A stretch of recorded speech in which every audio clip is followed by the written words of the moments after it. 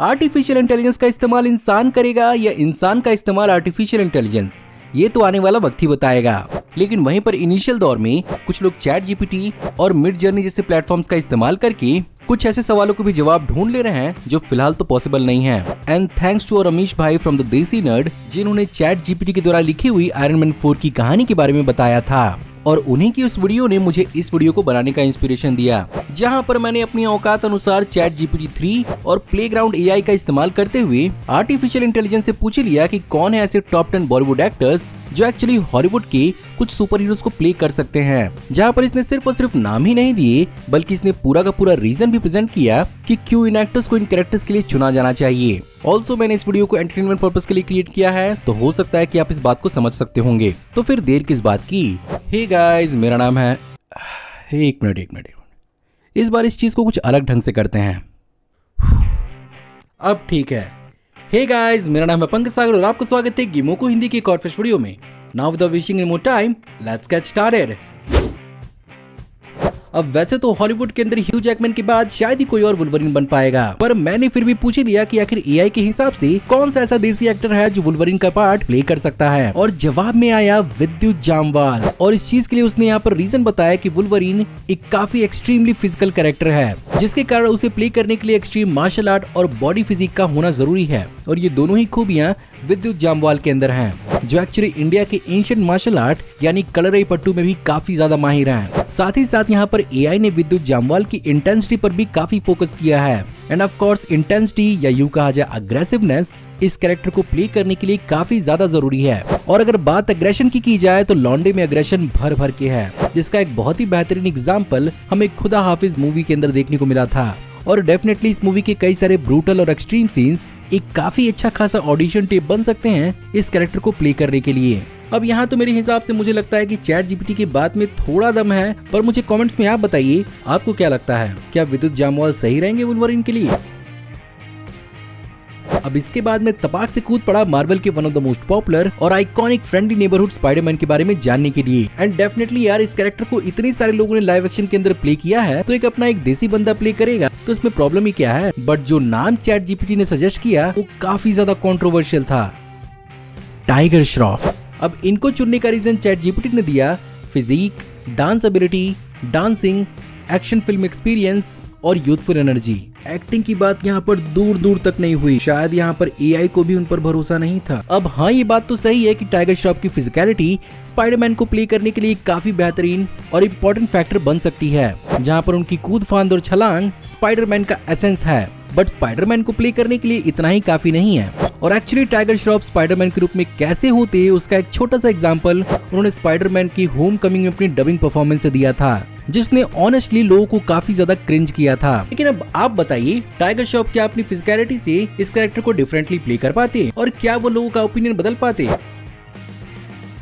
अब जैसे दुनिया खाली मर्दों की नहीं है, यहाँ पर औरतें भी हैं, उसी तरह से कॉमिक बुक के अंदर खाली मर्द सुपर हीरो नहीं है, बल्कि यहाँ पर औरतें भी हैं, जिसमें से one of the most powerful and one of the most popular super heroine है डीसी की वंडर वुमन, जिसके लिए चैट जीपीटी ने यहाँ पर नाम चुना है नन अदर देन आवर देसी girl Priyanka Chopra. I mean AI के हिसाब से तो यहाँ पर वंडर वुमन के रोल के लिए प्रियंका चोपड़ा फिजिकली फिट और काफी ज्यादा ब्यूटीफुल हैं। बट यहाँ पर एआई ने प्रियंका चोपड़ा के एक्टिंग एक्सपीरियंस पर भी काफी फोकस किया और एक्सप्लेन किया कि वो जिस तरह से अलग अलग प्रकार के कैरेक्टर्स को प्ले कर चुकी हैं, उन्होंने कई बार अपने करियर में इंडिपेंडेंट फीमेल्स का भी रोल प्ले किया है, जिनमें से एक बहुत ही अच्छा एग्जांपल हो सकता है मैरी कॉम का। साथ ही साथ हॉलीवुड और बॉलीवुड दोनों में उन्होंने कई बार अपनी एक्शन का एक काफी अच्छा खासा एग्जाम्पल सेट किया है, स्पेसिफिकली बॉलीवुड की डॉन फ्रेंचाइजी और अमेरिकन क्वांटिको टीवी सीरीज के अंदर। इसके साथ साथ उनका स्क्रीन प्रेजेंस, करिश्मा और पर्सोना इंटरनेशनल ऑडियंस को भी काफी अपील करता है, जिसके कारण इस रोल को अगर प्ले करने के लिए उन्हें कंटेंडर चुना जाए तो बहुत सारे लोगों को उन्हें एक्सेप्ट करने में कोई ज्यादा प्रॉब्लम होगी नहीं। बट हाँ, गैल गैडोट के दीवानों को इससे थोड़ी प्रॉब्लम हो सकती है, जिसका हिस्सा मैं भी हूँ। क्या आपको मालूम है कि मार्वल सिनेमैटिक यूनिवर्स में एक ऐसा वक्त भी था जब वकीन फीनिक्स को एज डॉक्टर स्ट्रेंज कंसीडर किया जा रहा था, बट आज डॉक्टर स्ट्रेंज का जो भी फैंडम है वो एक्टर बेनेडिक्ट कम्बरबैच की वजह से ही है, जिन्होंने अपने पोर्ट्रेल से दुनिया भर के लोगों को अपना फैन बनाया है। ऐसे में इनके अलावा किसी और को इमेजिन करना भी बहुत मुश्किल है, बट आपके भाई ने एआई से करवाया है। इमेजिन, और उसके हिसाब से इस कैरेक्टर को प्ले करने के लिए राजकुमार राव काफी बेहतरीन हो सकते हैं। अब रीजन इसके पीछे उनके एक्टिंग को लेकर वर्सिटैलिटी और डेडिकेशन तो जरूरी है, जिससे हम 100% अग्री करते हैं। बट साथ ही साथ एआई ने यहाँ पर उनके इंटेलेक्चुअल ऑरा और मिस्टिकल चार्म की भी बात की है, जहाँ पर इसके हिसाब से राजकुमार राव ने अपने करियर में कई सारे ऐसे कैरेक्टर्स को प्ले करना सेलेक्ट किया है जो काफी इंटेलिजेंट और सोफिस्टिकेटेड होते हैं, जिसके कारण ऑन स्क्रीन उनकी एक काफी अच्छी खासी इंटेलेक्चुअल पर्सनैलिटी प्रोजेक्ट हो पाती है। और पॉसिबली यही one of the biggest requirement हो सकती है सॉर्सरर सुप्रीम डॉक्टर स्ट्रेंज को प्ले करने के लिए। अब हाँ, हो सकता है कि उन्हें डॉक्टर स्ट्रेंज के रूप में दिखाने के लिए उनके लुक को थोड़ा ज्यादा ही इधर उधर करना पड़ सकता है। आपको क्या लगता है, राजकुमार राव डॉक्टर स्ट्रेंज का रोल प्ले कर सकते हैं?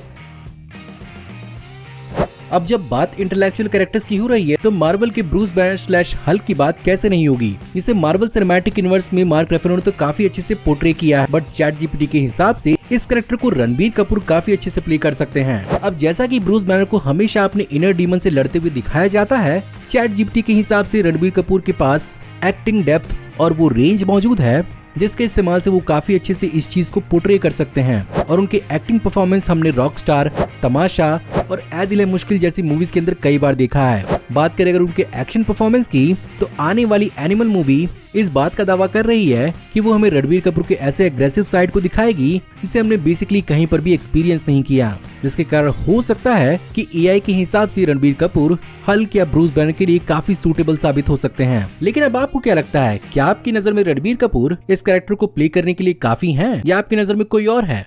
मुझे कमेंट में जरूर बताइएगा। दुनिया के मशहूर सुपर हीरोज के बारे में बात होगी और डेडपुल की बात नहीं होगी, ऐसे कैसे? सॉरी मोहित भाई।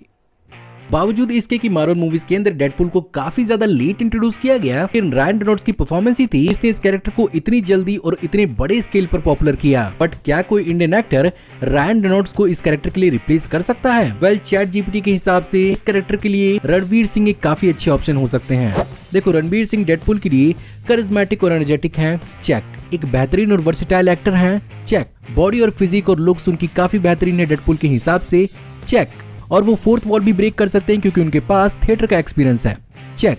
लेकिन इन सब के बावजूद भी उन्हें शायद कोई डेडपुल के रूप में पसंद ना करे, चेक। इसका एक ठीक ठाक एग्जांपल हमारे सामने ही था डेडपुल 2 मूवी के अंदर, जहां पर उन्होंने अपनी वॉइस परफॉर्मेंस दी थी और बहुत लोग को तब जाकर संकेत मात्रे की कीमत समझ में आई थी। लेकिन क्या फिजिकल फॉर्म में डेडपुल के रूप में रणबीर सिंह हमारा ओपिनियन चेंज कर पाते, और क्या वो एक बेहतरीन डेडपुल बन पाते? कमेंट्स में आप अपने ओपिनियन जरूर शेयर करिएगा।